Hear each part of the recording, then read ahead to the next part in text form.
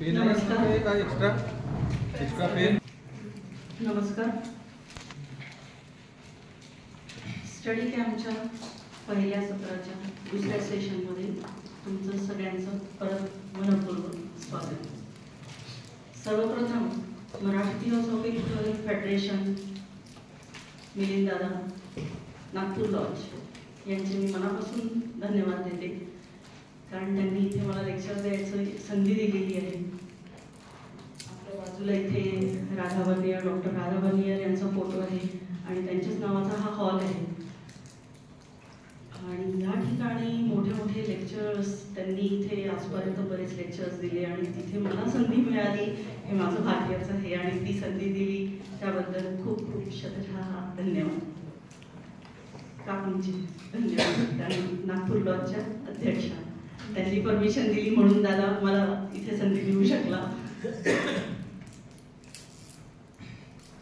आजच्या याच्यामध्ये आपण जो कर्माचा सिद्धांत हे पुस्तक घेणार आहे त्याच्यातलं फर्स्ट चॅप्टर ते मी आता कव्हर करणार आहे माझ्या या लेक्चरमध्ये. त्याचं नाव आहे कर्म म्हणजे काय आणि कर्माचा सिद्धांत. ठीक आहे, तर आपण आता कर्माचा सिद्धांत शिकणार, तर त्याच्या पहिले आपल्याला कर्म म्हणजे काय हे जाणून घ्यावं लागेल.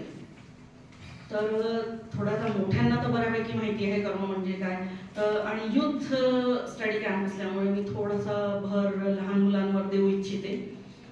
तर आपण पहिले बघू की कर्म काय आहेत आणि कर्म आपल्या जीवनात काय भूमिका निभावतात, त्याच्यानंतर विविध प्रकारची कर्मे कोणती असतात, त्यापासून आपली सुटका कशी होऊ शकते, हे सगळ्याच्या सगळं आपल्याला या 3 दिवसाच्या अभ्यासक्रमामध्ये आपल्याला इथे शिकायचंच आहे. आणि जे 3 लेक्चरर्स आम्ही इथे आहोत तर ते तुम्हाला सांगणारच आहे. आणि थोडंसं आता मला दडपण आलेलं मी फ्रँकली सांगते तुम्हाला, कारण आत्ताच आपल्या समोर एक तुफान लेक्चर झालेला आहे त्याच्यामुळे पट्ट थोडंसं तुम्ही पण मला सांभाळून घ्या.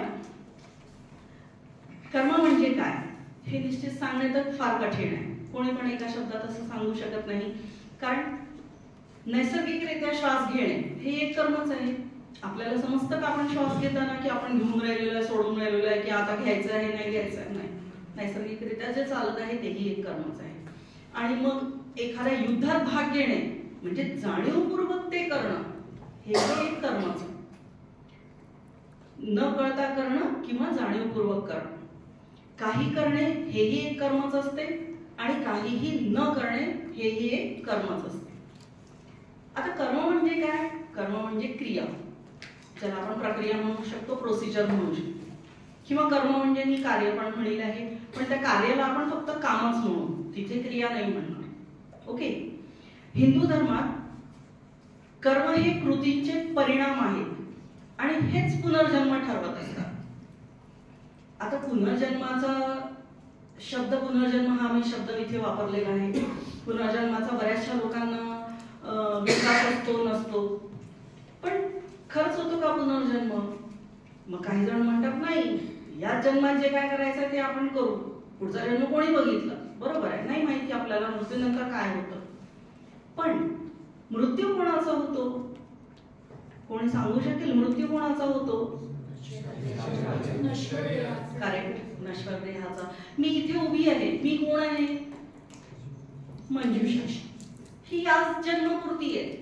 पुढच्या जन्मात मे बी मी दुसरी कोणीतरी राहील आहे, म्हणजे माझा कोणाचा मृत्यू होणार आहे या मंजुषाचा मृत्यू होणार आहे आणि हे देह नश्वर आहे, हे देह नष्ट पावणार आहे. मग पुढच्या जन्मात कोण जाणार?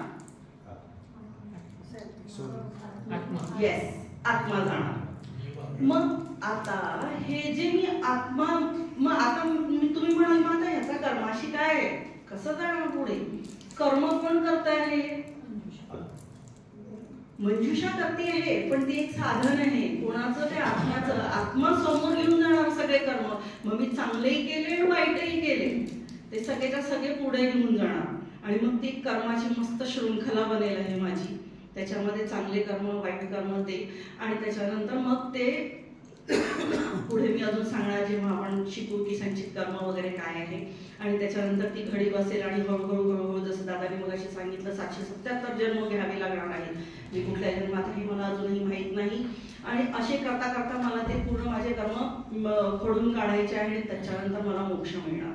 आपण काय म्हणतो, कोणाचा मृत्यू झाल्याबरोबर त्याला आता करते, अजून तो पाप पुण्याचा घडाच भरायचा आहे. ठीक आहे. तर मग काय, कर्म म्हणजे एक कृती आहे. कर्म हे कृतीचे फळ आहे. जर कृती तुमच्या कर्तव्याशी सुसंगत असेल तर ते कर्म कसं असेल, सकारात्मक असेल. आता कर्तव्याशी सुसंगत म्हणजे काय, तर मी आता लहान मुलांकडे वळते थोडस. मुलांचं कर्तव्य काय आहे, जे इथे विद्यार्थी बसलेले असं मी म्हणेल आहे, म्हणजे शाळेत जाणारे, कॉलेजमध्ये जाणारे. काय तुमचं कर्तव्य आहे? अभ्यास. Yes, correct. फक्त अभ्यास करणे. घरचे कामं सांगणार आहे का आई बाबा, म्हणणार आहे का जा बरं कमाई करून आणा बरं तरच आम्ही तुम्हाला देऊ म्हणून? नाही. एकमेव कर्तव्य आहे की आपण छान अभ्यास करणे, आईवडिलांच्या इच्छा पूर्ण करणे. कारण सध्याच्या याच्यामध्ये मी तुम्हाला ही इच्छा आईवडिलांची सांगितली आहे इथे. आणि तुमचं फक्त काय जे लक्ष्य असेल, ध्येय असेल ते पूर्ण मिळवणे, त्यात ते आपण गेन करणे. ओके. मग हे झालं तुमचं. मोठ्यांचं काय आहे कर्तव्य?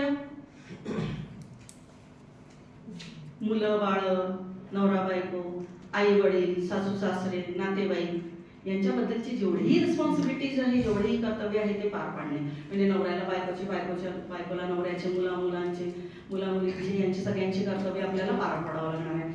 पण मग हे सुसंगतरित्या जेव्हा आपण जर पार पाडले तरच ते सकारात्मक जातील. नाही तर मग नवऱ्याने म्हटलं मी बायकोची कर्तव्य, मी जबाबदारी पार पाडत नाही, किंवा बायकोने म्हटलं मी नाही कामं करत, किंवा मुलांनी म्हटलं मी अभ्यास करत नाही, हे कुठे जात आहे, तर नकारात्मक. कारण हे सुसंगत राहत नाही. कारण आपण काय करून राहिलेलो आहे, कर्तव्य टाळून राहिलेलो आहे. मग हे कर्तव्य टाळले तर काय होईल आहे, नकारात्मक कर्म जातील आहे. म्हणजेच ते मग आपले सत्कर्म होतील का? नाही. कर्म हा कोण, आत्म्याला जोडतो. ठीक आहे. कर्म हा आत्म्याला जोडलेला असतो आणि मृत्यूनंतरचे पुढील जीवन काय असेल हे म्हणूनच कर्म ठरवते, असं मी आताच तुम्हाला सांगितलं. आणि आता मृत्यूनंतरचे जीवन काय असेल, किंवा आता जसं मी या जन्मात जन्माला आलेली आहे, माझं सगळं छान आहे, पैसा अडका, माझं लाईफस्टाईल जे जगायचं आहे मला ते मी चांगल्या रीतीने जगू शकते, एवढा पैसा अडका आहे, म्हणजे मला कोणासमोर हात पसरावा लागत नाही आहे. पण जर मी या जन्मात चांगले कर्म केले नाही तर पुढच्या जन्मात मी याच परिस्थितीत राहील असं नाही. मला मनुष्य देहच मिळेल आहे. मनुष्य, कारण जसं मगाशीच आपण इथे बघितलेलं आहे की एकदा मनुष्य कोटीत जन्म घेतल्यानंतर परत मी प्राणी कोटीत जाणार नाही. आपली उत्क्रांती कशी होत आलेली आहे, आपण खनिज कोटीपासून, नंतर वनस्पती कोटी, नंतर प्राणी कोटी, आणि त्याच्यानंतर मनुष्य कोटी. मनुष्य कोटी हा सगळ्यात वरचा हायर लेवलचा आहे. त्याच्यानंतर देवकोटी वगैरे आपण तिथे काही जाणार नाही आणि तो विषयही आपला नाही आहे. आपण आलेलो मनुष्य कोटीपर्यंत. मनुष्य कोटी ही आल्यानंतर आपण खाली परत वापस येणार नाही आहे. पण मग खाली कुठे येऊ, आपण आजूबाजूला बघतो की आपल्यापेक्षाही गरीब लोक असतात. आपण कालही आता बघितले, येताना जाताना कोणी भीक मागत असतं, कोणी रस्त्यावर झोपलेलं असतं, कोणीतरी काही असतं. मग असं का होतं, ते तर मनुष्य कोटीतच आहे. तुम्ही म्हणाल की आताच तर तू सांगितलं की मनुष्य कोटी हा सगळ्यात वरचं लेवल आहे, मग त्यांना का हा जन्म भेटला? कारण कर्मभोग, त्यांचे कर्म जसे होते तशा प्रकारे. मग त्यांचा जन्म कोणता असेल हेही आपल्याला सांगू शकत नाही. म्हणजे जसं दादाने मग अशी म्हटलं की आपण इथे या भूमीत बसलेलो आहे, या हॉलमध्ये बसलेलो आहे, म्हणजे नक्कीच आपले 600-500 जन्म झालेले असतील आहे. पण एखाद्या वेळेस त्याचा पहिलाच जन्म असेल किंवा 100वा जन्म असेल आणि म्हणून त्याला ते फेडणं भाग असेल. ठीक आहे. तर मग आता सपोज जर मी या जन्मात खूप दुष्कर्म केले, खूप भांडाभांडी, मारामाऱ्या आणि हे केलं, दादा म्हणतो माझ्याशी भांडते नाही, तर अशा प्रकारचं जर मी दुष्कर्म केलं तर पुढच्या जन्मी काय होईल की मी जसं आता एखाद्या वेळेस गरीब जन्माला येईल आहे, किंवा तेवढं माझी बुद्धी प्रगल्भ राहणार नाही, किंवा अशा प्रकारचे मला प्रॉब्लेम्स येऊ शकतात. ठीक आहे.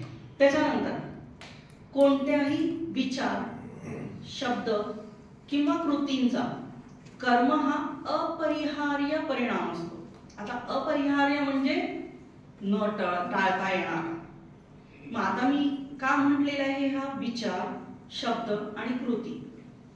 कारण पहिले आपण विचार करतो, मग तो शब्दात उतरवतो आणि नंतर ते कृतीत येतो. बरोबर आहे. या तिघांचाही जर मी वैचारिक दृष्ट्या जरी मी काही कर्म केले, म्हणजे मला असं वाटलं की कोणाबद्दल चुकीची मनात विचार जरी आला तर त्याचा माझा कर्मावर फरक पडणार आहे. मी कोणाला शब्दाने दुखवलं तरी पडणार आहे आणि कृतीने दुखवलं तरीही, म्हणजे शारीरिकरित्या एकाला झापड मारली तर झालं, त्याचा अपरिहार्य परिणाम माझ्यावर होणारच, म्हणजे तो उलटून मला येणारच. मी जर एखाद्याला झापड मारली तर तो या जन्मात नाही, 8 दिवसांनी नाही, पुढच्या जन्मात कधी ना कधीतरी तो परत मला झापड नक्कीच मारणार. एखादी व्यक्ती त्याच्या योग्य कर्तव्याचे पालन करू शकते, ज्यामुळे ते सकारात्मकता किंवा नकारात्मकता उत्पन्न करते आणि त्यांचे पुनर्जन्म निश्चित करतात. हे मी आताच पहिलेच सांगितलं तुम्हाला की कर्तव्याचे पालन कसे करायचे आहे. आता दादाने मगाशी आपल्याला कर्माचे प्रकार सांगितले. मी तुम्हाला अजून 3 प्रकार सांगणार आहे जे आपले जनरली व्यावहारिक जीवनामध्ये असतात. कर्माचे 3 प्रकार आहेत: कृतकर्म, कारित कर्म आणि अनुमोदित कर्म. आता कृतकर्म म्हणजे काय तर स्वतःने केलेले, कारित कर्म म्हणजे काय तर दुसऱ्याकडून करवून घेतलेले, आणि अनुमोदित म्हणजे काय तर जर एखादे कर्म कोणीतरी अन्य व्यक्तीने केलेले आहे, त्या कर्माचे ज्ञान झाल्यावर त्यास आपले अनुमोदन असेल तर ते 3ऱ्या प्रकारात मोडते. ओके, जसं उदाहरणार्थ एका व्यक्तीने स्वतःला दुसऱ्याला इजा केली तर ते कृतकर्म, कारण ते स्वतः केलेले आहे. जर स्वतः न करता दुसऱ्या कोणाकडून तरी करून घेतली तर ते कारित कर्म. आणि दोघांचं भांडण सुरू आहे आणि मी म्हटलं हा बरंच झालं, 3ऱ्याने केलं म्हणजे त्याला अनुमोदन दिलं, बरंच झालं असंच पाहिजे, तर ते झालं अनुमोदित कर्म.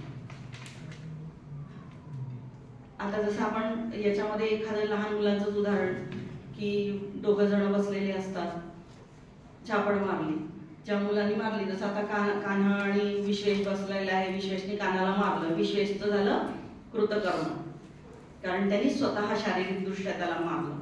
दुसरं कोणतं सांगितलं मी? कारित कर्म. कारित कर्मामध्ये काय सांगितलं विश्वेश? दुसऱ्याकडून, म्हणजे विश्वेशला स्वतःला नव्हतं मारायचं, त्यांनी सांगितलं वेदला, वेद मार बरं एक जरा, वेदनी घेतली मारली. मग आता विश्वेशचं कोणतं कर्म? कारित कर्म. वेदचं कोणतं कर्म? कृतकर्म. 2 कर्म लागू पडले. 3रं अनुमोदित कर्म, त्यामध्ये विश्वेशनी तर त्याला सांगितलंच वेदला, वेदनी दिली कान्हाला आणि कान्हाने मग सोहमनी म्हटलं बरंच झालं कान्हाला मारलं, पडायलाच पाहिजे होती त्याला. आता कोणतं? विश्वेश. विश्वेशचं कृत, कारित आणि अनुमोदित, तिन्ही कर्म आले त्याच्यामध्ये. मॅडम फक्त प्रॅक्टिकली करू नका म्हणा. त्याचे पॉझिटिव्ह अर्थाने पण उदाहरण देता येईल. हो हो, पॉझिटिव्ह अर्थाने पण उदाहरण देता येईल, पण पॉझिटिव्ह अर्थाने दिलं तर ते तेवढं इफेक्टिव्ह होत नाही ना, त्यांना ते लगेच कळलं. या 3 प्रकारांमध्ये फक्त कृतकर्मामध्ये मनुष्य हा स्वतः शरीराने सहभागी असतो, कारण तो स्वतः ते करत असतो. बाकीच्या याच्यामध्ये दुसऱ्याला सांगत असतो, इनडायरेक्टली होत असतं ते. परंतु चित्ताचा सहभाग या 3ही प्रकारच्या कर्मामध्ये असल्यामुळे केवळ विचार रूपाने जे कर्म होत असते त्याचे संस्कार चित्तात उत्पन्न होतात व त्याचे फळही प्राप्त होते.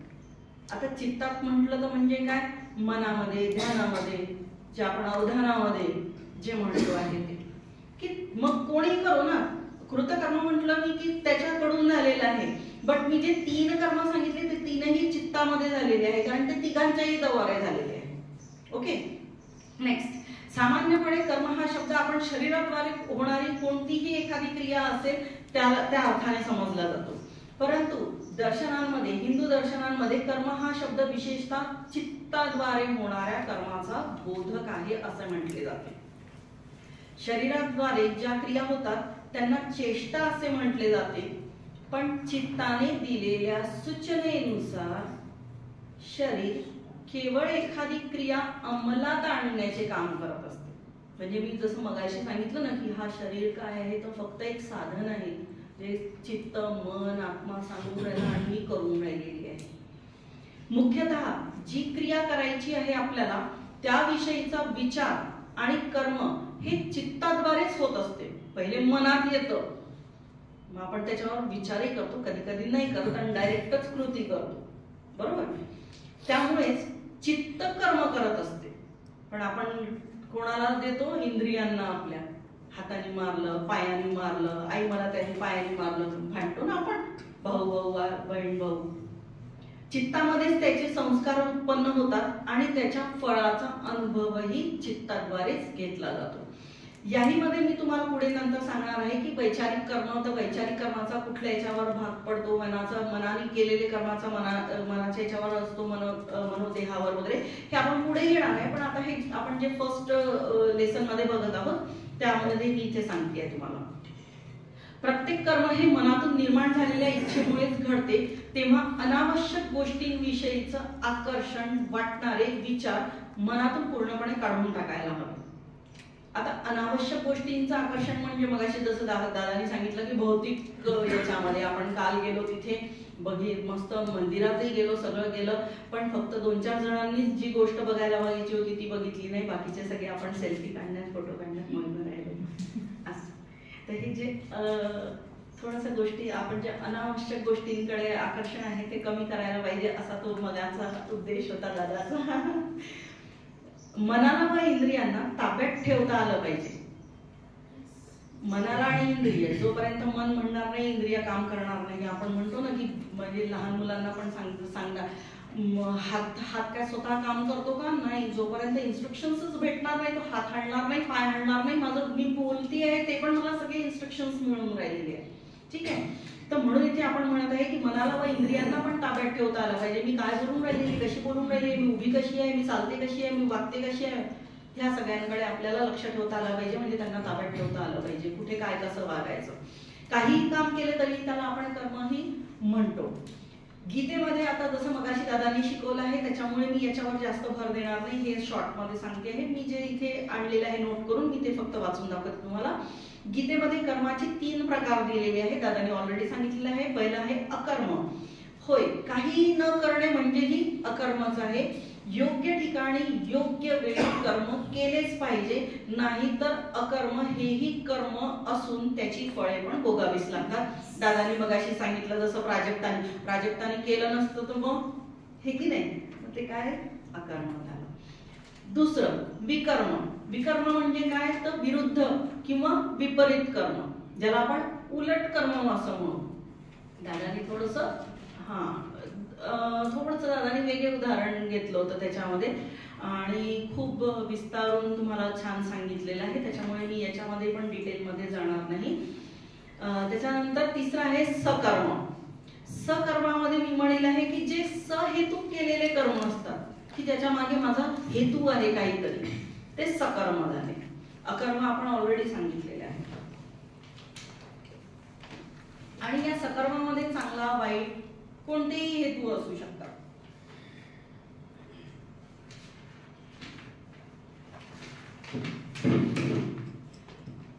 कर्माची गती ही अतिशय गहन असते आणि ती भल्या भल्या पंडितांनाही उलगडत नाही असं भगवंत म्हणतात.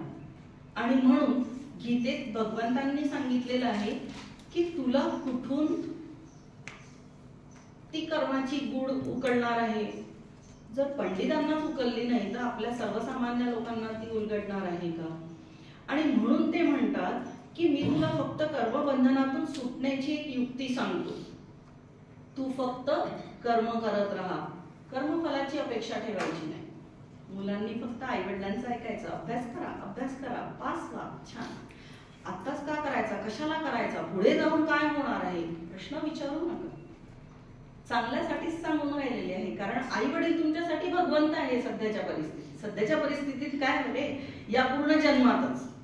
ओके, तर त्याच्यामुळे भगवंत आपल्याला म्हणून राहिलेले आहेत. आता हे लहान मुलांना उद्देशून सांगते मी की अभ्यास करा म्हटलं तर अभ्यास करायचा. कशासाठी करू, मग परीक्षेत पासच व्हायला पाहिजे का? नाही मिळाले मला 90%, आपल्याला कॉम्पिटिशन मध्ये उतरायचं नाही आहे. पण एक त्या कॉम्पिटिशन मध्ये गेल्याशिवाय आजच्या जीवनामध्ये किंवा याच्यामध्ये आपण तरणारच नाही, ही पण गोष्ट तुम्हाला लक्षात ठेवायला पाहिजे आहे. म्हणजे मी आईवडिलांचं समर्थन करत नाही हे जे म्हणतात ना आजकाल आई वडील मुलांना कॉम्पिटिशन मध्ये उतरवतात वगैरे. नाही, तेवढं बॉदरेशन आपल्याला करायचं नाही आहे की मुलांना दडपण वगैरे येईल आहे, पण कुठेतरी ते त्या जगात तरले पाहिजे, त्यांचं तिथे निभाव लागला पाहिजे, ते आपल्याला करायचं आहे. म्हणजे या ठिकाणी मी आईवडिलांचं कर्तव्य सांगते आणि या ठिकाणी मी मुलांचं कर्तव्य सांगितलेलं आहे. आपण नेहमी ऐकतो आणि म्हणतो सुद्धा की जसे कर्म करू तसेच त्याचे फळ मिळतील. हे पण अगदी बरोबर आहे. आपली जशी भावना असेल त्याचे रिझल्टही तसेच मिळतील. चांगली भावना असेल नक्कीच चांगले मिळतील, वाईट भावना असेल नक्कीच वाईटच मिळतील. आणि निसर्ग जेव्हा हा हिशोब लावतो तो शरीराचे नाही लावत तर तो या मनातील कर्माचे हिशोब लावतो. ऑलरेडी मी हे तुम्हाला सांगितलेलं आहे की का शरीराचे तो हिशोब लावत नाही. या ठिकाणी एक मी तुम्हाला छोटीशी गोष्ट सांगते. एक माणूस होता, गरीब होता, त्याच्याकडे गाई म्हशी होत्या. तर तो गाई म्हशींचं पालन पोषण करायचा, त्याचं दूध वगैरे काढायचा आणि त्याच्यानंतर त्याच्यापासून काही पदार्थ तयार करायचा आणि मग गावात जाऊन तो विकायचा. तर एका म्हणजे दुकानदाराला जनरली तो विकायचा आणि मग त्याच्याकडून त्याला ज्या नीड्स होत्या त्या घेऊन यायचा, साखर, चहा, जे काय आपले गरजेचे पदार्थ असतात ते. एकदा त्याच्या बायकोनी लोणी बनवलं, त्याने लोणी घेतलं आणि त्या दुकानदाराकडे गेला आणि त्याला ते विकलं की 1 किलो हे लोणी. पैसे घेतले. त्याच्यानंतर पैसे तर घेतले नाही, जसं मी सांगितलं की त्या वस्तूच्या बदल्यात वस्तूच तो घेत होता. वस्तू घेऊन घरी आला. त्याच्यानंतर जो दुकानदार होता त्याच्या मनात आलं की मी याच्याकडून नेहमी वस्तू घेतो, हा बरोबर देतो की नाही, एकदा तपासून तर पाहावं. म्हणून त्याने काय केलं, किती किलो आहे हे बघितलं. ते लोणी निघालं 900 ग्राम. अचानक खूप राग आला, प्रचंड राग आला. अरे हा कसा, मी याच्यावर विश्वास ठेवून याला वस्तू देतो आणि यांनी मला 1 किलो म्हणून 900 ग्राम दिलं. थांब आता उद्यापासून मी याला वस्तूच विकणार नाही. दुसऱ्या दिवशी तो गरीब माणूस बिचारा परत आला. प्रामाणिक होता तो परत आला आणि तो वस्तू विकायला लागला. तो म्हणे नाही आता माझ्यासोबत बिलकुल व्यवहार करायचा नाही, माझ्यासोबत मी तुला उभंही करणार नाही, कारण तू मला काल 1 किलोचं सांगून 900 ग्राम लोणी दिलेलं आहे. त्या माणसाने प्रामाणिकपणे त्याची माफी मागितली की दादा असं काही असेल तर माफ करा, पण मी प्रामाणिकपणे सांगतो की माझ्याकडे, मी एवढा गरीब आहे की माझ्याकडे असा कुठलाच वजन काटा नाही आहे की वजन करण्यासाठी आहे. तुमच्याकडून मी जी साखर वगैरे घेऊन जातो, जी 1 किलो साखर घेऊन जातो, तीच मी तराजूच्या एका परड्यात ठेवतो आणि दुसऱ्या परड्यात मी ते लोणी विकतो. म्हणजेच काय, तर त्यांनी त्याला 900 ग्राम साखर दिली तर इथून 900 ग्राम लोणी जाणार ना, त्यांनी 2 तराजू मध्ये ठेवल्यावर. म्हणजे सांगण्याचा उद्देश की आपण जसे कर्म करू तसंच आपल्याला वापस फळ मिळणार आहे. आपण आणि फक्त आपणच आपल्या दुःखाचे किंवा सुखाचे कारण आहोत. कारण आपण जसं करू तसंच समोरून आपल्याला भेटणार आहे. हे कर्माच्या सिद्धांतांद्वारे स्पष्ट केले जाऊ शकते आणि म्हणून ही प्रक्रिया आपण अगदी स्पष्टपणे याचे समजून घेणे फार महत्त्वाचे आहे. कर्मसिद्धांत. कर्मसिद्धांत हा भारतीय दर्शनांमधील अतिशय महत्त्वपूर्ण असा विषय आहे. या सिद्धांतानुसार जीव ज्या प्रकारचे कर्म करतो त्यानुसारच त्या कर्माचे फळ त्याला प्राप्त होते. कर्माचा सिद्धांत काय शिकवतो, जसे कराल तसेच भराल, जसे द्याल तसे घ्याल, जे पेराल तेच उगवेल. कर्माचा सिद्धांत, काही कर्माचे फळ हे आपल्याला लगेच मिळते. आपण इथे वैचारिक दृष्ट्या जरी मी एखादा चुकीचा विचार मनात आला आणि मी या रूमच्या बाहेर गेली, रूमच्या बाहेर जाता जाता लगेच मला ठेच लागते. लगेच काय भेटलं मला, त्या कर्माचं फळ. कारण वैचारिक दृष्ट्या केलं ना मी ते. काही कर्म असे असतात की ज्याचं मला याच जन्मात मिळू शकते, काही कर्म असे असतात की जे बहुतेक खूप मोठे असतील तर या जन्मात न मिळता ते पुढच्या जन्मात, त्याच्या पुढच्या जन्मात पण मिळणार हे नक्कीच. ते अटळ आहे. कर्म केल्यानंतर त्याचे संस्कार हे चित्तामध्ये उत्पन्न होतात व ज्यावेळी योग्य देश, काल, परिस्थिती प्राप्त होते त्यावेळी ते संस्कार जीवाला कर्माचे फळ देतात. म्हणजे कारण मी आता सांगितलं ना की जसं त्वरितही मिळू शकतं, याच जन्मात मिळू शकतं, पुढच्याही जन्मात मिळू शकतं. मी अमरावतीत राहते, अमरावतीतही मिळू शकतं, नागपुरातही मिळू शकतं, भवालीमध्येही मिळू शकतं, काही सांगता नाहीये. जिथे माझं असेल तिथेच तो योग्य वेळ, योग्य ठिकाण. आपण म्हणतो ना बरेचदा हे ऐकतो की त्याची वेळ आली होती किंवा हीच योग्य वेळ होती. जे ते हेच की कर्माचं योग्य वेळ, योग्य ठिकाण आल्याशिवाय कुठलीही गोष्ट घडत नसते. कर्मसिद्धांत हा एक सृष्टी नियम आहे आणि हिंदू धर्मासोबतच इतर धर्मामध्येही तो समाविष्ट आहे. तसेच बहुतेक शास्त्रातही तो अंशतः समाविष्ट आहे, कारण प्रत्येक कारणाचे कार्य हे निश्चित असते.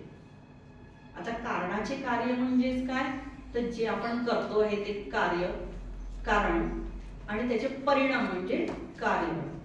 मी जे करते आहे त्याचं मला परिणाम भोगावंच लागणार आहे. आपण तिथे आता परिणाम म्हणू, कार्य म्हणू, फळ म्हणू, ते आता वेगवेगळे शब्द, समानार्थी शब्द, सिनॉनिम्स आपण जे म्हणतो ते काही पण वापरू शकतो. ओके, पुस्तकामध्ये कारण आणि कार्य असे शब्द वापरलेले आहेत. म्हणजेच अमुक एक कारण असेल तर त्याचे तमुक कार्य हटकून होणार. ओके, कुठलाही फरक होणार नाही अशा निश्चितवर सर्व भौतिक शास्त्राचा डोलारा उभा आहे. आपल्या पुस्तकामध्ये सायन्सच्या दृष्टीने बरंचसं काही सांगितलेलं आहे, पण मी सायन्सची काही विद्यार्थिनी नाही, मी कॉमर्सची आहे, तर थोडंफार मी समजावून सांगू शकते, जास्त नाही यामध्ये बोलू शकत. तर यामध्ये असं म्हटलेलं आहे की भौतिकशास्त्रामध्ये आपण म्हणतो की क्रिया केली तर त्याची प्रतिक्रिया ही होतच असते. दादानी पण मगाशी न्यूटनचा लॉ सांगितला. क्रिये पण ती जी भौतिकशास्त्रातली आहे ती जी जेवढी क्रिया असते तेवढी प्रतिक्रिया असते, पण ती क्रिये इतकीच उलट पण असते. हा न्यूटनने सांगितलेला आहे. Action and reactions are equal and opposite. ठीक आहे, आपण जर सपोज एखाद्या भिंतीवर चेंडू मारला तर तो वापस परत बॉल आपल्याकडे येणारच आणि तेवढ्याच तीव्रतेने येणार. ओके, या न्यूटनच्या नियमाचे हे एक प्रसिद्ध उदाहरण आहे, शाळेमध्येही हे सांगतात. दुसरं आहे the angle of incidence is equal to the angle of reflection. म्हणजेच क्रिया जितकी तिरपी असेल तेवढंच काय प्रतिक्रिया ही तिरपीच येईल आहे. आपण आता जसं आरशात बघतो, आपण आरशावर एक तिरपा प्रकाश टाकला तर तो त्या आरशावरून तितक्याच तिरकेपणाने आपल्याकडे येतो. आपण आरशात बघितलं तो प्रतिबिंब आपल्याला दिसतं. आपण म्हणतो ना, आपण कधी कोणाला विचारलं मी कशी दिसते, जशी आहे तशीच दिसणार आहे ना, असं आपण आरशामध्ये जसं बघतो आहे, आपण डोळा मारला तर सोयी आपल्याला डोळा मारतो, बट मी उजवा मारला तर तुम्हाला डावा दिसेल. उलटी प्रतिक्रिया येऊन राहिलेली आहे. भौतिकशास्त्र जरी हा कर्माचा नियम नमूद असला तरीही तितक्या पुरता तो सर्व जगाला मान्य असला तरीही धर्माच्या क्षेत्रात त्याचा सार्वत्रिकपणा हा जसाच्या तसा मान्य केलेला आहे. म्हणजे भौतिकशास्त्रात जसं म्हटलेलं आहे की कर्माचा नियम लागू पडतो आहे, पण तो उलटा लागू पडतो आहे. पण सर्वसामान्य आपण सृष्टीमध्ये काय म्हणतो आहे की तो जसाच्या तसाच लागू पडणार आहे आणि तो सर्वमान्य आहे. हिंदू धर्मामध्ये हेच सांगितलेलं आहे. कर्माचा सिद्धांत हा सर्वव्यापी आहे, म्हणजे तो सगळीकडे आहे. कारण मी जसं सृष्टी नियम सांगितलं, सृष्टी ही सगळीकडे आहे, सर्व ठिकाणी व्याप्त आहे, तर त्याच्यामुळे सृष्टीचा कर्माचा सिद्धांत हा पण सर्वव्यापी आहे. तो सबंध सृष्टीला लागू आहे. मग त्याच्यामध्ये आपण फक्त आता आपण इथे आपण मनुष्यकोटीतले बसलेलो आहे म्हणून का आपला विचार करून राहिलेला आहे, पण ते प्रत्येक जीवाला, मग तो छोटासा कीटक का नसो, जर त्या मुंगीने आपल्याला चावलं तर आपण काय करतो, फटकन तिला मारतो, भेटलं तिला फळ तर हे भेटणारच. वनस्पती त्यांनाही भेटणारच. प्रत्येक संबंध सृष्टीला हा सृष्टीचा कर्माचा नियम लागू आहे. माणसाच्या तो सर्व क्रियांना पण लागू आहे. माणसाच्या क्रिया कोणत्याही असो, तुम्ही शारीरिक दृष्ट्या, वैचारिक दृष्ट्या, मनाने कोणत्याही दृष्ट्या करा, चांगली करा, वाईट करा, सगळ्या क्रियांना ते लागू आहे. नैतिक क्षेत्रातही त्या लागू आहे. त्याच्या विचारांना, भावनांनाही लागू आहे. माणसाला जी सुखदुःख भोगावी लागतात तीही या कर्माच्या सिद्धांतावरच भोगावी लागतात. जी आपण म्हणतो ना की माझ्याच नशिबात का हे दुःख आलं, आपल्याला तर हे समजतच नाही की आपण तेच पेरलेलं आहे ना, कधी ना कधी उगवेलच ते. तर पण हे बऱ्याच जणांना कर्माचा नियमच माहीत नसतो, त्याच्यामुळे मग ते रडत राहतात. अरे तो तर खूप सुखी आहे, काहीच करत नाही तरी सुखी आहे, त्याला दुःख भेटत नाही, मलाच दुःख का भेटतं, मलाच त्रास का होतो, मलाच ऑफिसमध्ये जास्त काम का करायला लावतात, त्याला का नाही होत आणि तो आरामात बसतो. अशा एक ना अनेक गोष्टी का का का का आपण करत जातो. पण या काचंच उत्तर आपल्याला या 3 दिवसामध्ये इथे भेटणार आहे. जे आपण आजपर्यंत का करत होतो, तुम्ही काय मी पण तेच करत होती, की का मीच का, मलाच का, माझ्यासोबतच का. पण आता हळूहळू थोडंसं उलगडायला लागलेले आहेत या गोष्टी. आपण किती खरे आहोत आणि किती खोटारडे आहोत हे जगात फक्त 2च व्यक्तींना माहिती असतं. एक म्हणजे अंतरात्मा आणि दुसरा म्हणजे परमात्मा. अंतरात्मा का? कारण आपण स्वतः ते बरे वाईट कर्म केलेले असतात, त्याच्यामुळे तो आपला आत्माच आपल्याला सांगतो चुकीचं केलेलं आहे. बरं बोललो जरी नाही आपण, मन खात असतं आपण असं बोलतो की नाही, किंवा मन म्हणत असते छान केलंस बरं तू, आपण स्वतःला स्वतः शाबासकी देतो असं म्हणतो ना बऱ्याचदा. नाही कोणी तारीफ केली तरी आपल्याला असं वाटत असतं नाही मी छान केलं. हे अंतरात्मा सांगत असतं, कारण आपण त्यावेळेस कोणाचं वाईट केलेलं नसतं. दॅट टाइमच ओनली जो अंतरात्मा सांगितलेला आहे की नाही तू छान केलेलं आहे, तू काहीही केलेलं नाही आहे. पण किंचितही आपल्याला जर त्याच्यामध्ये 1% किंवा 0.1% जरी कुठे आपल्याला डाऊट आला तर दॅट टाइम आपलंच मन म्हणतं खरंच तू केलं होतंस, खरंच असं झालं होतं. आणि परमात्मा तो बसलेलाच आहे पुढे आपल्याला शिक्षा किंवा बक्षीस. हे पण थोडंसं आहे, बक्षीस आहे की शिक्षा आहे, पण परमात्मा आहे ज्याच्याजवळ सगळ्याच गोष्टीचा हिशोब आहे. समोरच्याचे मन दुखावले जाणे म्हणजे पाप लागणे. आपण म्हणतो ना पाप पुण्य काय आहे. मग साधीच एक गोष्ट की आपण समोरच्याला दुखावलं, जरी मन दुखावलं त्याचं, मग कुठल्याही गोष्टीने म्हणा, म्हणजे त्याला चुकीचा शब्द जरी वापरला आणि तो दुखावला गेला म्हणजे आपण पाप केलं. म्हणून मी आता जे सांगितलं की कोणी मृत्यू पावला तर आपण म्हणतो बरं झालं मोक्ष मिळाला, त्याला सुटला तो वगैरे. हा सुटत बिटत काही नसतं, पुढच्या जन्मात जाऊन त्याला ते भोगावंच लागणार आहे. कारण त्यांनी जर दुखावलं असेल तर भोगणं जरुरीच आहे. त्याची परतफेड याच जन्मात करावी लागते किंवा कुठल्या तरी जन्मात येते. तुम्ही भगवंतावर विश्वास ठेवा का ठेवू नका, तुम्ही आस्तिक असा किंवा नास्तिक असा, म्हणजे इथे देवाचा काही विषय नाही आहे. तुम्ही देवधर्म करता का नाही करत का हा विचार कर्मामध्ये केला जात नाही. तुम्ही कार्य केले, तुम्ही कृती केली, चांगली केली, वाईट केली, त्याचं फळ मिळणारच.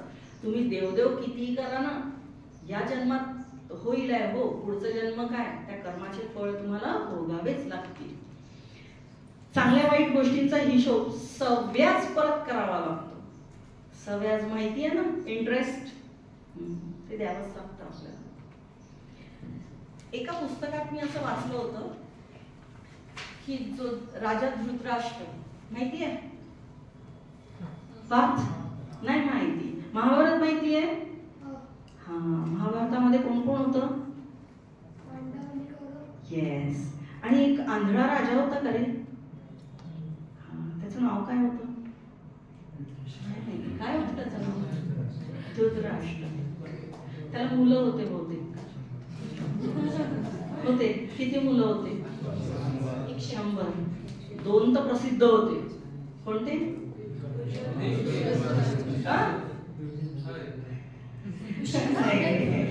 दुर्योधन आणि दुःशासन.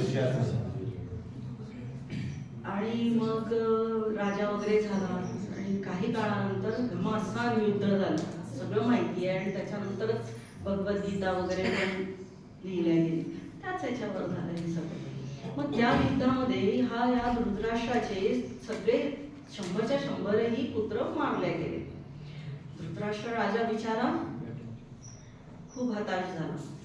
त्यांनी भगवंताला विचारलं, श्रीकृष्णाला विचारलं, माझ्या सबंध जीवनात मी असे कोणतेच महान पातक केलेलं नाही की ज्याचा परिणाम म्हणून सर्वच्या सर्व पुत्रांचा मृत्यू आपल्या डोळ्यासमोर पाहून त्याचे दुःख सोसणे माझ्या नशिबी यावे, असे का झाले.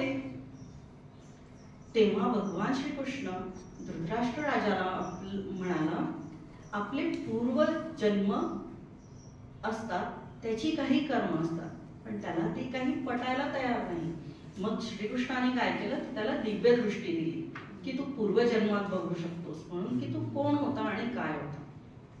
धृतराष्ट्र राजाने दिव्य दृष्टीद्वारे पाहिले की साधारण 50 जन्मापूर्वी, आता मगाशीच आपण म्हटलं 777 जन्म, 50 जन्मापूर्वी तो एक पारधी होता.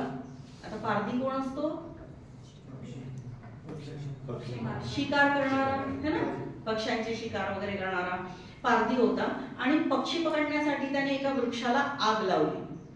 आग लागताच बरेचसे पक्षी उडून गेले.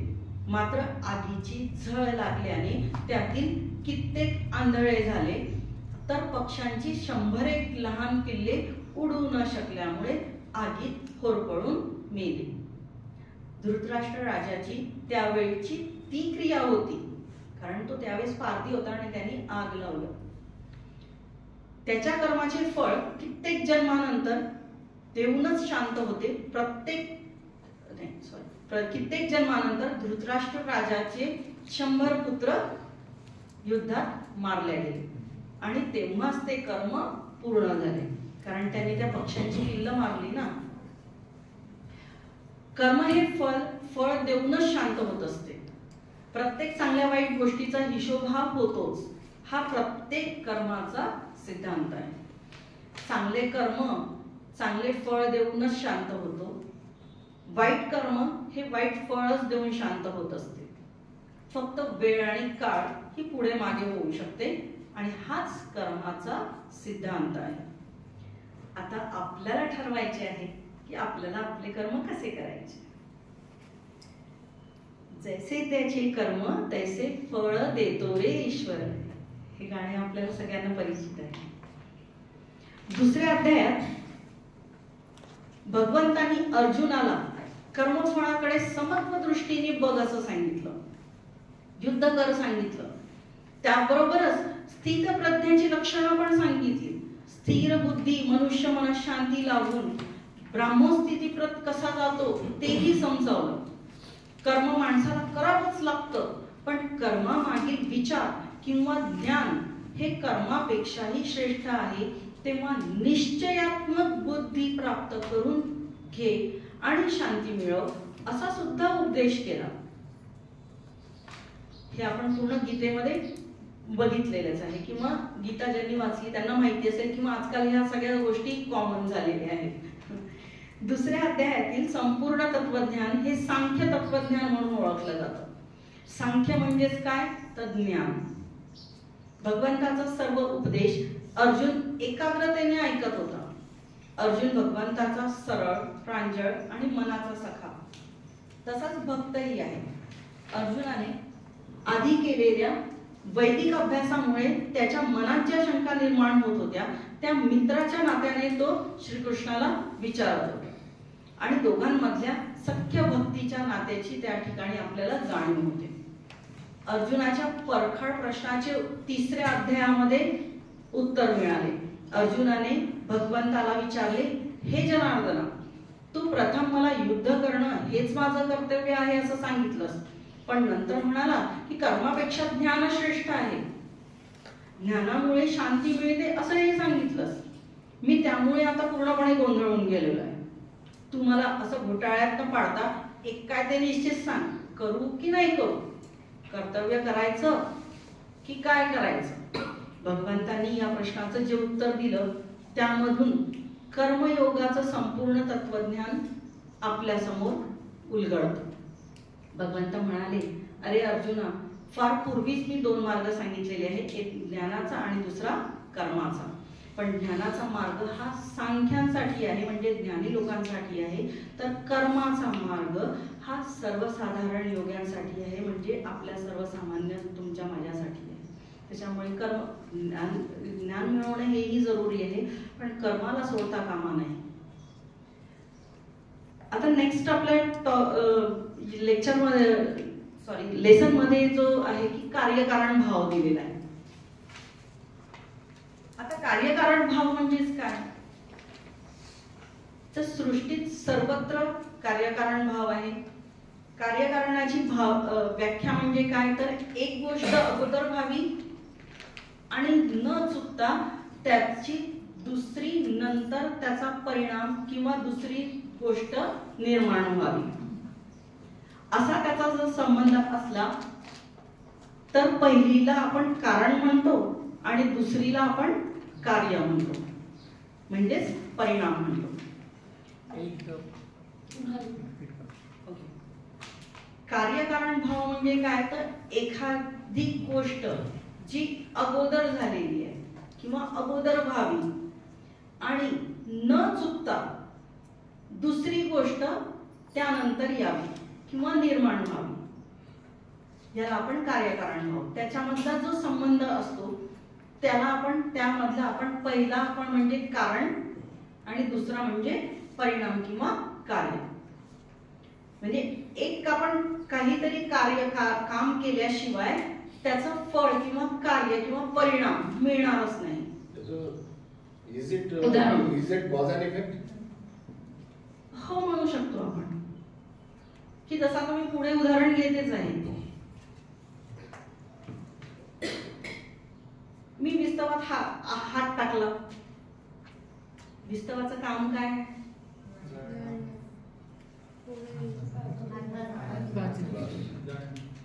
हात तर भाजला आहेच ना. नैसर्गिक तो पण एक निसर्गाचा नियम आहे. कारण त्या ठिकाणी आपण काय करतोय, विस्तवाचं कामच ते आहे भाजणे. मी हात भाजला तर तो म्हणेल नाही नाही हा मनुष्याचा हात आहे, मी नाही भाजत गेला, असं नाही होणार. विस्तवात हात टाकला माझ्या हाताला फोड येणारच. पहिलं काय झालं, मी विस्तवात हात टाकला हे कारण, त्याला फोड येणे म्हणजे कार्य. हे आपण कार्यकारण भाव म्हणू. ते दोन्ही एकमेकावर अवलंबून साहचर्य आहे आपण असं म्हणू शकतो. त्याचे सोबत सोबत बोटावरचा फोड ही नंतर झालेली गोष्ट आहे आणि पहिली जी गोष्ट आहे ती म्हणजे का फोड आलं तर विस्तवात हात टाकल्यामुळे. ओके, पण नेहमीच हा नियम लागू पडेल का, नाही, कधी कधी नाही होऊ शकत. जसं मी म्हणेल की दिवसानंतर रात्र येते, रात्रीनंतर परत सकाळ येते, सकाळनंतर दुपार येते, दुपारनंतर रात्र होते. पण मग दिवस नाही झाला तर रात्र होणार नाही असं नाही आहे ना. दिवसाचं कारण आपण रात्रीला म्हणू शकत नाही किंवा सकाळचं कारण आपण दुपारला म्हणू शकत नाही. दोन्हीही गोष्टी वेगवेगळ्या.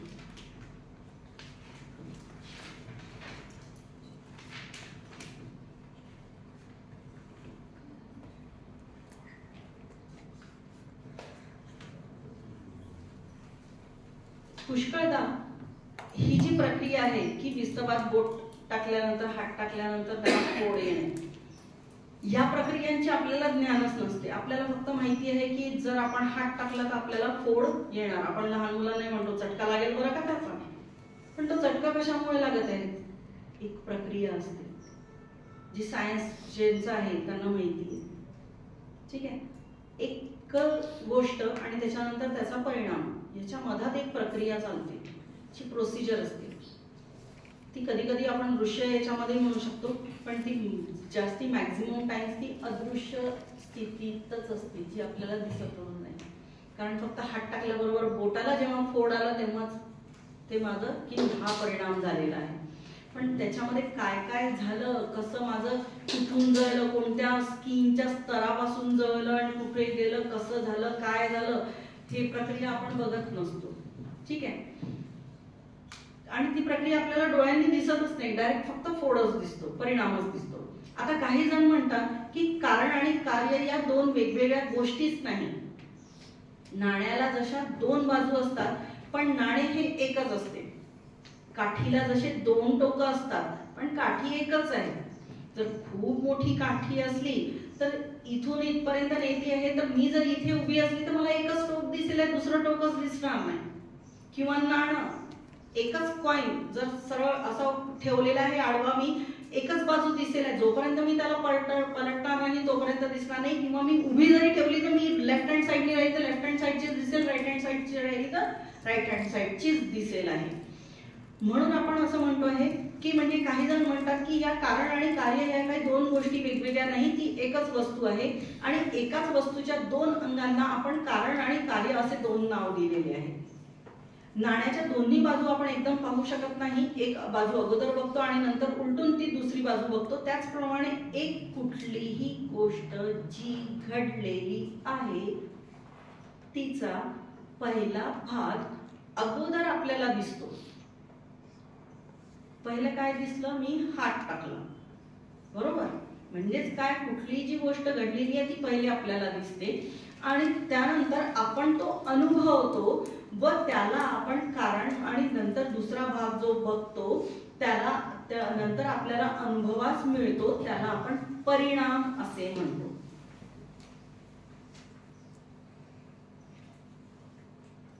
परत रिपीट करायचंय.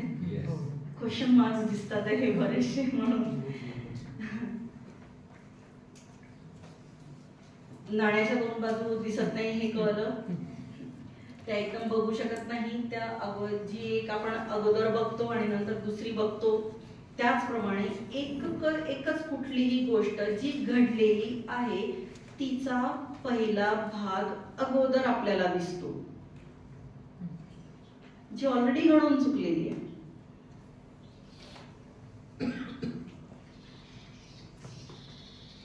नॉर्मली असं दिसतं की ते थोडंसं झेपलेलं नाही, थोडं कंट्रोल. ओके, चालेल. मी पिण्याचा शब्द वापरला. चालेल.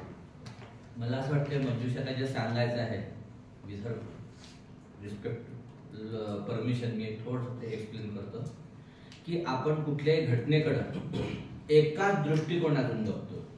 आपल्याला आपली जी वैचारिक किंवा inculcation what we had received till now, till date from this our surrounding, तर त्याप्रमाणे आपलं जे ज्ञान असतं त्या नॉलेजने फक्त आपण त्या वस्तूला बघतो एका अंगाने. दुसरं, जर समजा आपल्याला दुसरी बाजू ती नाण्याची बघायची असेल तर we have to move toward in opposite direction आणि मग त्याच्यानंतर ती बघावी लागेल. आलं लक्षामध्ये? तर त्याच्यामुळे जर समजा आपल्याला एखादी कोणती घटना परिपूर्ण समजून घ्यायची असेल तर at that time we have to understand the nature's law with respect to that specific situation. बरोबर आहे की नाही? की मला सर्व अँगल्सनी ती गोष्ट बघता आली पाहिजे आणि ते माझ्या सर्व अँगल्सनी ती दृष्टी अशी पूर्ण सम्यक दृष्टी ज्याला आपण 8.5 मध्ये म्हटलेलं आहे ती मी माझ्यात क्रिएट केली तर मला तो कॉज आणि इफेक्ट, म्हणजे कॉज म्हणजे नाण्याची ही बाजू आणि इफेक्ट म्हणजे नाण्याची ही बाजू दोन्हीही दिसेल. असं काहीतरी तुला हे करायचं. Yes, thank you. म्हणजेच आपण आता जे म्हटलेलं आहे की जसं दादानी पण समजावून सांगितलं की पहिली एक जी गोष्ट घडते आणि नंतर त्याची दुसरी गोष्ट घडते. जोपर्यंत आपण कुठलं कार्य, कुठली कृतीच करणार नाही, मगाशी पण मी जसं सांगितलं की चांगली असो वाईट असो, मी चांगली कृती केली, मी चांगलं. आता लहान मुलांच्या याच्यामध्ये जसं अभ्यास केला तर त्याचं फळ त्याला काय, कार्य काय मिळणार, परिणाम काय होतील आहे, पास होतील आहे. पास झाले, चांगले पर्सेंटेज मिळतील, चांगल्या कॉलेजमध्ये ऍडमिशन भेटेल, चांगले डॉक्टर बनतील, चांगले इंजिनियर बनतील, पुढे चांगली नोकरी भेटेल, भरपूर पैसा राहील, लाईफस्टाईल हाय होईल, काकांसारखे 22 देशात फिरून येऊ शकाल, हे की नाही? या सगळ्या गोष्टी मिळतील आहे. म्हणजे पण सुरुवात आपल्याला चांगल्या गोष्टीकडून करावी लागेल किंवा ती गोष्ट केल्याशिवाय तुम्हाला या बाकीच्या गोष्टी दिसणारच नाही आहे, हे परिणामच दिसणार नाही आहे. आता तुम्ही जर म्हटलं की मी करणारच नाही, मी का करू, तर त्याचा परिणाम आपल्याला पुढे काय दिसेल? जे आज आपण ज्या लाईफस्टाईल मध्ये जगतो आहे ती लाईफस्टाईल पण आपण जगू शकणार नाही. कारण आई वडील किती दिवस पोचणार, आई वडील किती दिवस तुम्हाला खाऊ पिऊ घालणार, चांगली लाईफस्टाईल देणार, बरोबर आहे? कधीतरी एका वेळी तुम्हाला तुमचं काम करावंच लागणार आहे. तर म्हणून जोपर्यंत आपण एक काम पूर्ण करत नाही आणि त्याचे परिणाम आपल्याला ते कधीतरी नंतर दिसतच असतात. कार्यकारण भाव, ठीक आहे? जरी कार्यकारण भाव मध्ये कार्य हा शब्द पहिला आलेला असला तरीही व्याख्येमध्ये कारण हे पहिले येतं आणि नंतर कार्य येतं. एका गोष्टीचे दोन भाग असल्यामुळे ते दोन्ही त्या गोष्टी बरोबरच एकदम अस्तित्वात येतात, पण आपणास ते भिन्न वेळी दिसतात, असे पण काही लोकांचे प्रतिपादन आहे. म्हणजे ज्या कामाचा परिणाम आहे तो होणारच आणि तो केला तर तेच होणार आहे. जसं मी म्हटलं विस्तवात बोट टाकला तर मला फोड येणारच, हे आहेच. तर त्याच्यामुळे जरी 2 भाग म्हटले आपण, किंवा मी जर नळ जो म्हटला किंवा ते मोठा पाईप जो म्हटला, त्याचे 2 टोकं आहेत, पण मला पहिलं टोक फक्त दिसत आहे, दुसरं टोक कधी दिसेल जेव्हा मी तिथे जाईल आहे दुसऱ्या टोकाजवळ. बरोबर आहे. जसे इथे एक उदाहरण दिलेले आहे की 500 फूट लांबीचा दोन्ही टोके आपल्याला एकदम न दिसता एकाच वेळी एकच दिसेल आणि शेवटी दोन्ही टोकं हे एकाच वेळी न दिसता दुसरं टोक हे आपल्याला थोड्या वेळाने दिसेल जेव्हा ते पूर्णपणे तो नळ समोर गेलेला असेल किंवा आपण त्या दुसऱ्या टोकाजवळ जाऊ तेव्हा. म्हणजे याचा अर्थ असा आहे का की काही कृतींमध्ये त्याचा परिणाम त्वरित दिसतो, हा, काही कृतींमध्ये त्याचा परिणाम बऱ्याच दूरवर दिसतो, अंतराने दिसतो, पण तो दिसणार, तो अटळ आहे. That is the law of patience. हो, ओके. एक प्रश्न मला मग सांगा की आता जर तो कर्माचं फळ मिळेल असं म्हणतात, बरोबर आहे, तर मग आपल्याकडे जी आता संजू दादा ऍडव्होकेट लाईन मधले म्हणून त्याच्या रिलेटेड म्हणतो की मग जो न्यायाधीश हा वेगवेगळा शिक्षा काय होते, एक फाशी एक खून केलेला राहतो, तो कोणाला 5 वर्षाची सजा भेटते, कोणाला फाशीची सजा मिळते. हे पुढे येणार आहे. तुमच्या प्रश्नाचं उत्तर मी पुढे देणार आहे.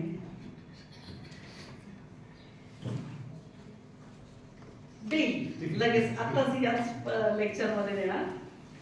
कर्माचा नियम मी काय सांगितलं आताच, सृष्टी नियम आहे. जज कोण आहे? परमात्मा नाही आहे. ते त्याचं काम आहे, तो त्याचं काम करत आहे. ते कायदा आहे, तो त्या कायद्याच्या दृष्टीने तो तिथे उत्तर देणार आहे. मी अजून पुढे समजावून सांगायचे हे तुम्हाला. तर सृष्टी नियमामध्ये जसा ठराविकपणा असतो की हे होणारच, हे घडणारच, असंच व्हायला पाहिजे, तसा कर्माच्या नियमात पण ठरलेला आहे. पण अमुक कारणापासून किंवा अमुक करण्यापासून अमुक कार्य फलित होईल असे हा कर्माचा सिद्धांत सांगतो व ते कार्य हे अटळ असते आणि सर्व सृष्टी नियमात पण त्याची निश्चितता असते. म्हणजे ते निश्चितपणे घडणे, अटळ घडणे असतच, भोगणे असतच. कर्माचा नियम सृष्टी नियम असल्यामुळे इतर सृष्टी नियमामुळे प्रमाणे तो अटळ व अचूक परिणाम करतो. तो मनुष्यकृत कायद्यासारखा नाही. जसं आता तुम्हीच म्हटलं की एकाला फाशीची शिक्षा आणि एकाला जेलमध्ये टाकलं, असं का? काही देशात विधिमंडळे कायदे करतात तर काही देशात हुकुमशाही असते. हे कायदे निरनिराळ्या देशात वेगवेगळे असतात. कायदा मोडला की शिक्षाही होणारच, कारण तो कायदा आहे, तो आपण लिहिलेला आहे, मनुष्यकृत कायदा आहे. आणि ती शिक्षा सुद्धा वेगवेगळी असते. म्हणजे आपल्या भारतात एक असेल, दुसरीकडे एक असेल. ती शिक्षा व तो कायदा यात नैसर्गिक असा कुठलाही कार्यकारण भाव नसतो, कारण कायदा आपण ठरवलेला आहे, तो सृष्टीने नाही ठरवला. सृष्टी काय म्हणते, त्यांनी कर्म केलेलं आहे ना, मग त्याला मिळणार आहे ना त्याचं फळ, तुम्ही का देत आहे? पण आपण का कायदा ठरवलेला आहे की जे पूर्ण आपली परिस्थिती आहे ही सुसंगतपणे चालावी, नाही तर अराजकता माजेल आहे. तर ती अराजकता माजायला नको म्हणून आपण कायदा ठरवून दिलेला आहे. नाहीतर लबाड लोक लबाडीच करत राहतील, गुंड लोक गुंडपणा करत राहतील आणि प्रामाणिक लोक तिच्यात मरत राहतील किंवा त्यांचं खच्चीकरण होत राहिले आहे. त्याला पायबंदी घालण्याकरता आपण कायदा ठरवलेला आहे. नाहीतर सृष्टीने तर कर्माचा कायदा हा लिहूनच दिलेला आहे, कर्म नियम त्याप्रमाणे त्याचं घडणारच आहे. ठीक आहे. आणि जसं आता तुम्ही म्हटलेलं आहे की जज वगैरे कायद्याची गरजच नाही का? त्याला कर्माचं फळ मिळेल म्हणून ते गुन्हेगार सोडून द्यायचं, असं कर्माचं फळ मिळणारच आहे त्याला. मग सोडून कायदा कशाला करायचा? मी आताच तर सांगितलं, अराजकता माजायला नको देशामध्ये. नाही, याच्यामध्ये नाही, इन जनरल हे बघायला मिळतं. एक गोष्ट लक्षात घ्या, बेसिक गोष्ट अशी आहे की आपण जे लॉ ऑफ कर्मा जे शिकतो आहोत हे नॅचरल सृष्टी याच्याशी संबंधित आहे. आता लक्षात, तर ते जे नियम आहेत ते आपण सोपे करून लॉ ऑफ पेशन्स वगैरे वगैरे, ते हे सगळे निसर्ग नियम आहेत. निसर्ग नियम हे सगळे निसर्ग नियम आहेत. हे जे आपण कायदे करतो या देशाचा वेगळा आहे. उदाहरणार्थ एखाद्या राज्यामध्ये दारूबंदी असते, तो कायदा आहे, या राज्यात नाही. म्हणजे इव्हन एका देशामध्ये वेगवेगळ्या राज्यामध्ये वेगवेगळ्या प्रकारचे कायदे असतात. इथं रोड टॅक्स 40,000 आहे, गुजरातमध्ये 10,000 आहे. हे आपण केलेलं असतात, मानवाने केलेलं असतात. मॅनमेड कायदे, मॅनमेड मनुष्यकृत कायदे. त्याच्यामुळे मॅनमेड कायदा आणि आपण जो अभ्यास करतोय तो नैसर्गिक कायदा याची गल्लत होऊ देऊ नका. या दोन्ही गोष्टी सेपरेट आहेत. आता एखादा मनुष्य आता आम्ही कायद्यामध्ये बघतो ते मोठी मंडळी आहे की बहुतांशी जे काही अपराध घडतात, बहुतांश अपराध हे रागाच्या भरात घडतात. खून रागाच्या भरात होतो. पुढे एखादा मॅजिस्ट्रेट असा असतो की तो त्या केसचं विश्लेषण करतो. त्याला हे दिसतं की यांनी जाणून बुजून नाही केलेलं, ते रागाच्या भरात झालेलं आहे किंवा त्याच्या मागे काही कारण आहे. म्हणजे खुनी असून देखील त्याला सोडलं जातं. पण अशा काही केसेस असतात की त्यांनी ते जाणून बुजून केलं, हे जेव्हा त्या मॅजिस्ट्रेटच्या लक्षात येते त्याला शिक्षा होते. बेसिकली मला हे सांगायचं आहे की दोन कायदे हे वेगवेगळे आहेत. मॅनमेड कायदे हे वेगळे आहेत, पण आपला अभ्यास जो आहे तो नैसर्गिक दैविक युनिव्हर्सल लॉवरती आधारित. हे पुढे आहे सगळं आपल्याला तर थोडासा याच्यावर मी पण एक सांगू इच्छितो. नाही माझा आवाज येतच असेल सगळ्यांना, मला वाटत नाही त्याची गरज आहे मला. तर हे जे काही सामाजिक कायदे आहेत, म्हणजे ज्याला आपण ज्युडिशरी लॉज म्हणू, हे सामाजिक संतुलनाकरता असतात. त्या परिस्थितीत त्या भौगोलिक एरियामध्ये. आणि आपण ज्याचा अभ्यास करतो आहे हे जीवनामध्ये आध्यात्मिक जगामध्ये या सृष्टीत नेचरमध्ये आध्यात्मिक संतुलन साधण्याकरता आहे की ज्या आध्यात्मिक संतुलनाच्या माध्यमातून प्रत्येक जीवात्म्याची उत्क्रांती होऊन तो जीवन मृत्यूच्या फेऱ्यातून बाहेर पडणार आहे. तर त्याच्यामुळे आता दादा जसं म्हणाले, संजू दादा, की आपण काय करतो नेहमी की आपल्या या बुद्धीमध्ये जे काही अक्षर ज्ञान ज्याला आपण म्हणू की फिजिकल लेवलवर ज्या पुस्तकांच्या माध्यमातून आपण जे इन्फॉर्मेशन मिळवतो त्याला इन्फॉर्मेशन म्हणत नाही. थिओसॉफीच्या लिटरेचरमध्ये फार सुंदर शब्द वापरलेले आहे, इन्फॉर्मेशन, नॉलेज अँड विजडम. तर आपण ही जी इन्फॉर्मेशन मिळवतो या इन्फॉर्मेशनचा पडताळा करत असतो सतत, ताबडतोब. तर त्या इन्फॉर्मेशनचा पडताळा न करता त्या इन्फॉर्मेशनचा आपल्याला नॉलेजमध्ये कन्व्हर्शन करायचं आहे. आणि त्याच्याकरता हे अशा प्रकारचे स्टडी क्लासेस असतात. हे नॉलेजमध्ये इन्फॉर्मेशनचं नॉलेजमध्ये कन्व्हर्शन करण्याकरिता हा एक खूप मोठी कर्माची प्रक्रिया आहे. आता मंजुषा पुढे सांगणारच आहे की इन्फॉर्मेशनचं नॉलेजमध्ये कन्व्हर्शन करण्याकरता जी प्रक्रिया होते ती प्रक्रियेकरता माझ्या किंवा मंजुषा किंवा सुनील सारखा किंवा अजून कोणी इथे जो लेक्चर घेणार आहे तो तुम्हाला हेल्प करू शकतो. पण तो नॉलेज टू विजडम तुम्हाला जे जायचं आहे ते तुम्हाला तुमच्या सेल्फ पेनान्सने जायचं आहे. आणि त्याच्याकरता हा रूल शिकवला जातो. ते फाशीची शिक्षा द्यायची का त्याला जेलमध्ये ठेवायचं, जन्मठेप द्यायची, याच्याकरता हे आपण शिकत नाही. तर त्याच्यामुळे भौतिक आणि आध्यात्मिक जीवनाच्या मधून आपल्याला रस्ता काढायचा आहे आणि त्याच्याकरता हा क्लास आहे. थँक्यू. या ठिकाणी आपल्याला हे शिकायचं होतं की कर्माचा नियम हा सृष्टी नियम आहे. जे कर्म आपण करतो आहे त्याचं आपल्याला सृष्टी ही फळ देणारच आहे. त्यामध्ये आपण ढवळाढवळ करू शकत नाही. पण कायदा जे आपण तयार केलेले आहे त्यामध्ये आपण ढवळाढवळ करू शकतो.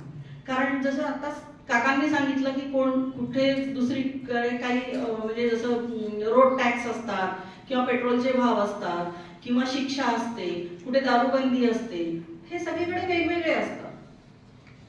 तर त्यामध्ये आपण चेंजेस करू शकतो. पण सृष्टी नियमामध्ये कोणीच चेंजेस करू शकत नाही. इव्हन कोणाचा मंत्र्याचा मुलगा असला तर त्याला तो सुटून जातो पटकन. एखादा सर्वसामान्य असेल तर तो सुटू शकत नाही. पण कर्माच्या नियमामध्ये नाही सुटू शकणार तो कोणी असो ना. हेच या ठिकाणी सांगितलेलं आहे. इंद्र सुटला नाही कर्णाकडनं कवच कुंडले घेतल्यानंतर. कवच कुंडले घेतल्यानंतर यावरूनच असे दिसून येते की मनुष्यकृत कायदे व सृष्टी नियम यामध्ये फरक आहे. मनुष्यकृत कायदे हे देशोदेशी वेगळे असतात आणि पुष्कळदा ते बदलण्यात पण येतात. लबाड लोक ते चुकवू पण शकतात आणि ते बदलवू पण शकतात. पण सृष्टी नियम संबंध सृष्टीसाठी हा एकच असतो व तोही स्वाभाविक असतो, कृत्रिम असत नाही, कारण तिथे कृत्रिमला जागाच नाही. आपण पाहतो की राज्यकारभार व्यवस्थित चालवण्याकरिता, आता या ठिकाणी राज्यकारभार म्हटलेलं आहे की कारण पहिलेच उदाहरण दिलेलं आहे, चालवण्याकरिता प्रत्येक सरकारी खात्यात काही नीती नियम असतात. प्रत्येक खात्याचे कायदे पण वेगवेगळे असतात व ते खाते निहाय त्या काही नियमाप्रमाणे पण ते केलेले असतात. जसे पोलीस खात्यासाठी त्यांचे काही नियम ठरवलेले असतात, न्याय खात्यासाठी इंडियन पिनल कोड अन्य कायद्यांसाठी हे सगळे कायद्यांसाठी वेगवेगळे नियम ठरवलेले असतात आणि त्या नियमानुसारच त्यांना चालावं लागतं आणि पुढचं डिसिजन घ्यावं लागतं. जसा पोलीस हा डिसिजन घेऊ शकत नाही, तो फक्त चोराला पकडून आणेल आणि जेलमध्ये टाकेल. पुढचं डिसिजन हे कोर्टावर असतं, न्याय खात्यावर असतं, मग तिथे ऍडव्होकेट, जज हे सगळे काम करतील आहे.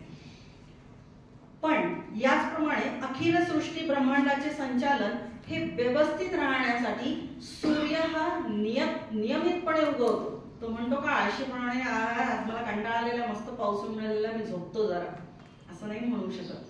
सूर्य हा काय करतो, नियमित उगवतो आणि नियमित मावळतो.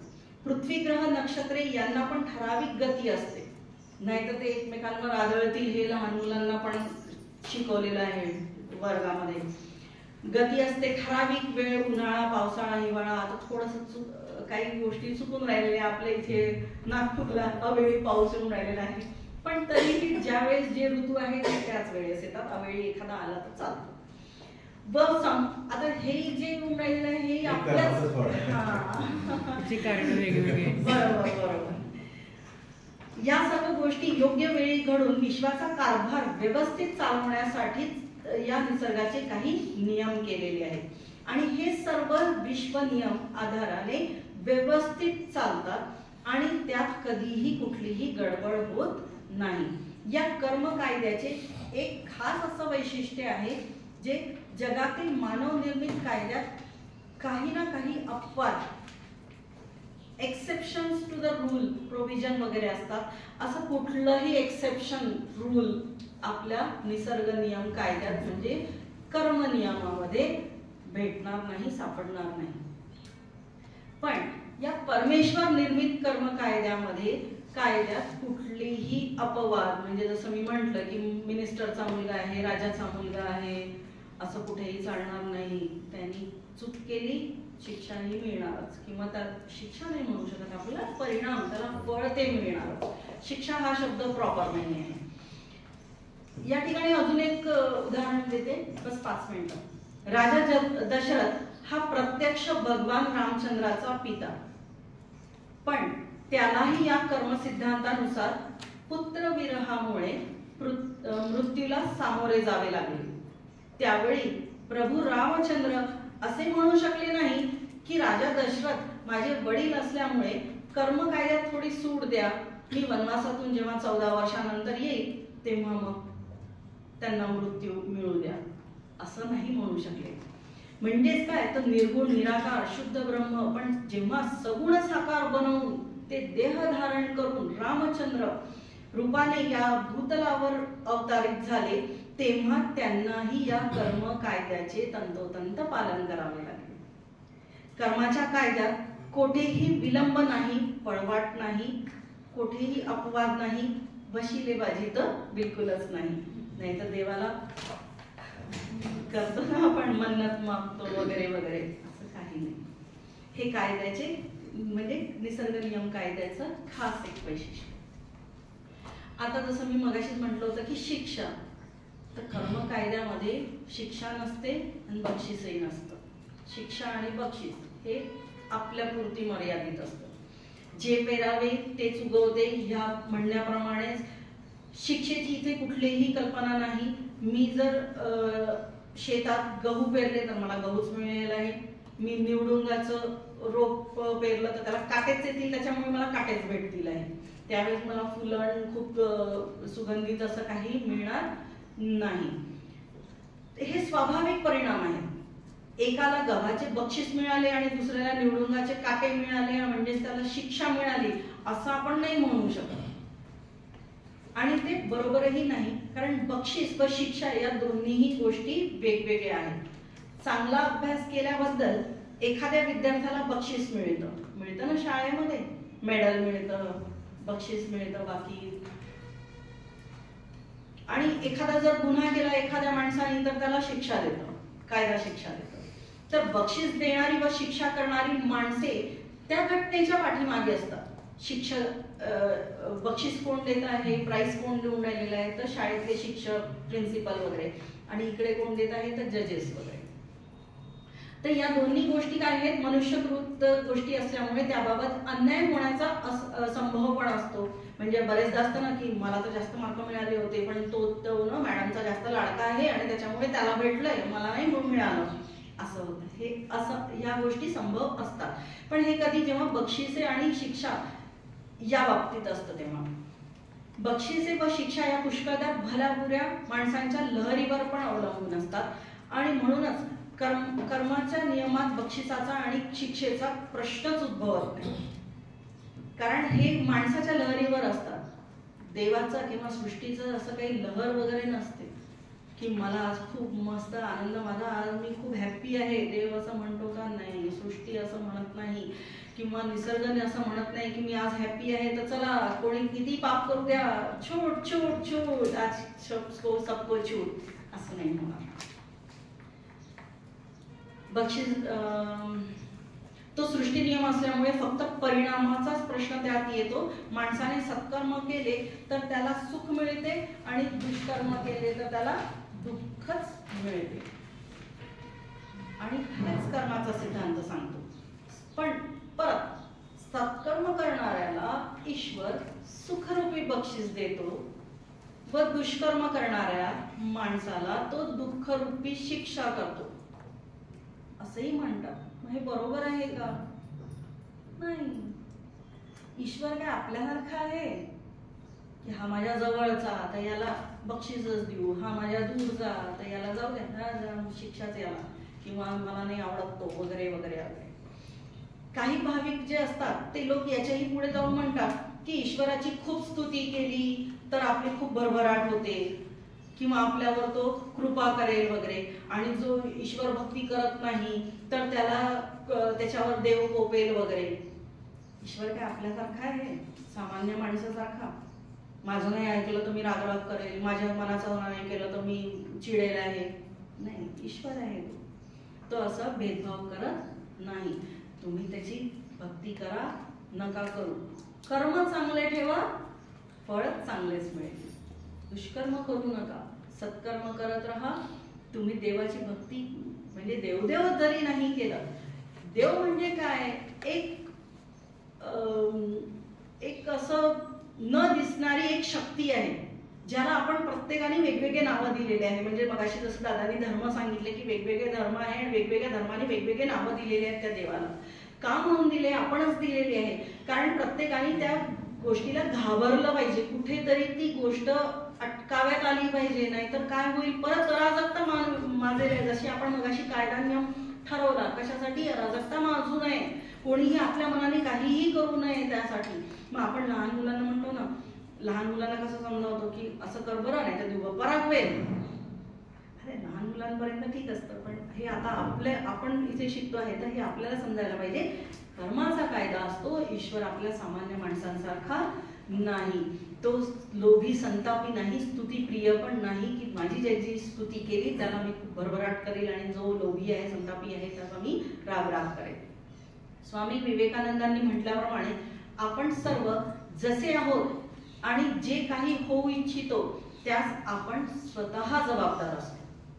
आज आपण जसे आहोत तो जर आपल्या पूर्वकर्माचा परिणाम असला तर त्यातून नक्की फलित होते की भविष्यात आपण जे काही होऊ इच्छितो ते आपल्या आजच्या कर्मातून निर्माण होऊ शकते.